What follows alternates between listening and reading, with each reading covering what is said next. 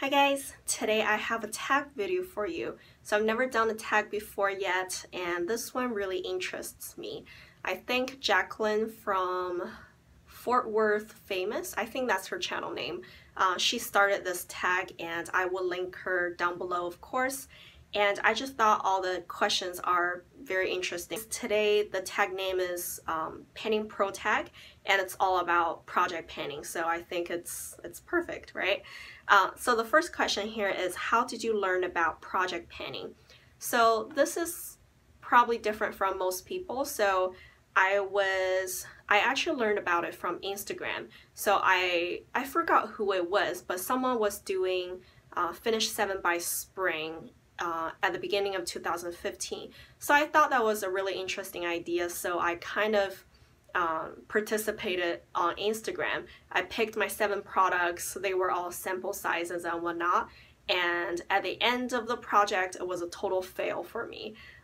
But for some reason I was hooked since then. I just liked the idea of panning, and I realized there was a big community on YouTube too, so that's how I got to discover the panning community. The second question is, what's the hardest thing you've ever panned and the easiest? The hardest one, I have to give it to my Tarte cream eyeshadow in the color Shimmering Taupe, and this one's only a sample size. So I started using it sometime in the summer last year, 2015. So it's been close to a year now, and I try to use it almost every day that I use makeup. And I can't believe I still have some left now. I put it in my Fininsh 7 by Spring 2016, but I didn't get to finish it. I really don't have much left now, but I don't know, this is just so difficult for me, and I totally didn't expect that. And then the easiest, I have to say, it's probably ironic, but this is my Pop Bare Texture eyeshadow palette. I actually chose this to be my 2016 Pan That Palette challenge, and this palette is just extremely powdery and it has a lot of fallouts. I think for that reason it's actually really easy to pan. I never really try hard, I think, but I always have like a lot of progress each month, and I even combine other eyeshadows not from the palette to use, but I'm just flying through this, so this one is really easy, but I think that's due to the bad quality of this palette. The third question is, have you attempted the Pan That Palette challenge? Why and why not? So apparently yes, this year I'm panning this one. Last year I was panning a Z palette that I put together myself because I had a lot of depotted eyeshadows. I kind of just got bothered by them. I wanted to, because it seems like the whole reason why I depotted them is because I want them to be all grouped together and they don't take as much space, and that way maybe I can use them more often. But it seems like since I depotted them, I never really reached for them, so that whole idea just bothered me. So I panned a palette last year that was a Z palette, and so yes, I have participated in Pan That palette and I really enjoy it so far. Number 4, has panning affected your makeup buying habits? If so, how? That is definitely a yes. How? I think it's because panning makes me realize how slow I actually go through products, and also I do, you know, inventory, things like that. So it just gives me more awareness of how many products I have and how many I could use in a certain amount of time.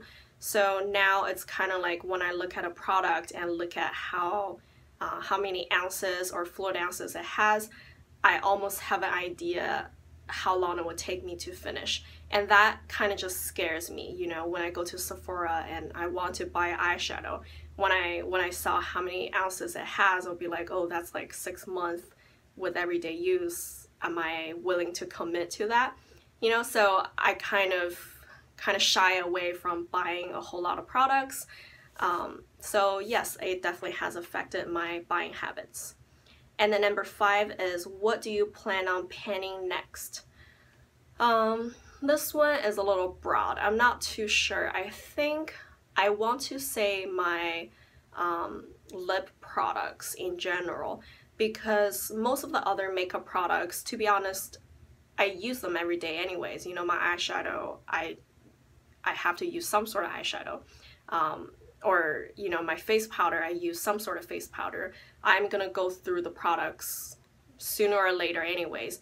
But lip products is some of the things I tend to never use if I don't force myself to. So it's like I feel my makeup is complete even without any lip products, and I never try to reapply throughout the day.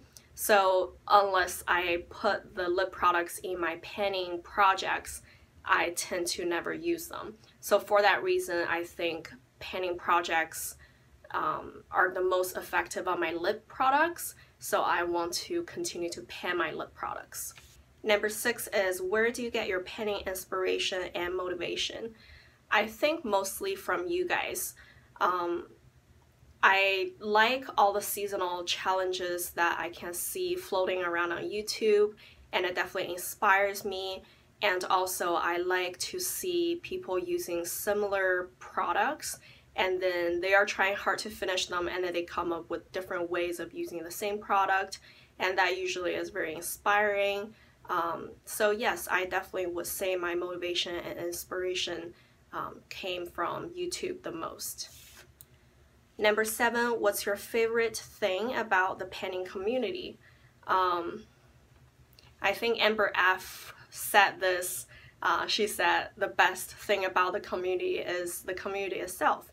I totally agree. I think the community is very supportive, and I started my channel just as a project panning channel, so I don't have any personal experience with any other makeup or beauty communities, but I know this one that I am in is really supportive and positive. Everyone, you know, cheers you up and always gives you tips. I don't know, I love it. I think it's very loving.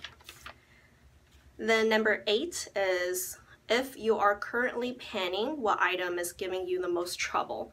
So this one is actually interesting. When I was preparing for this tag, I was looking through the products I am panning right now and trying to decide which ones are giving me the most trouble.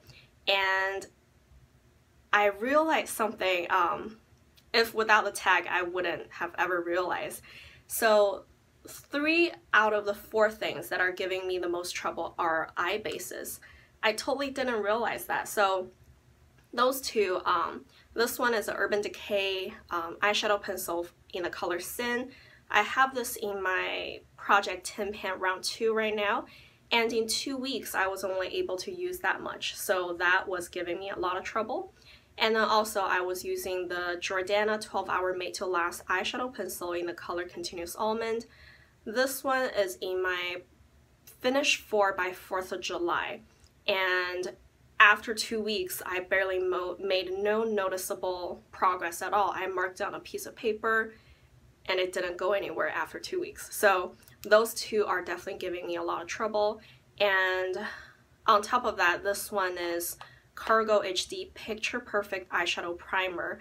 I was panning this in my Finish 7 by Spring. I already finished that project, but I just wanted to mention this one is one of the products I didn't get to finish. The other one I didn't get to finish in that project is this eyeshadow base from Tarte. So it seems like there's a theme here. I just have trouble with my eyeshadow bases. That's kind of interesting.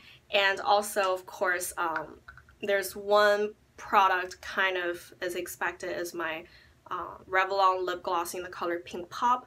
Lip glosses are hard for me, I knew that, but I just realized that eyeshadow bases are hard for me too. Question number 9 is, how long do you plan to project pan? Do you see yourself stopping at any point? To be honest with you, I don't have a plan, and I don't know if I'm gonna stop at any point. So the whole reason why I wanted to join in the project panning community is because I realized I had too many products. So I don't see myself stopping in maybe a year or 2 just because of the size of my collection. I know I will want to keep moving them out, and maybe not, maybe a year or 2 later I would feel comfortable with the size of my collection, then I would stop. It's a possibility, but I might continue to purchase. So you never know. And also I am pregnant.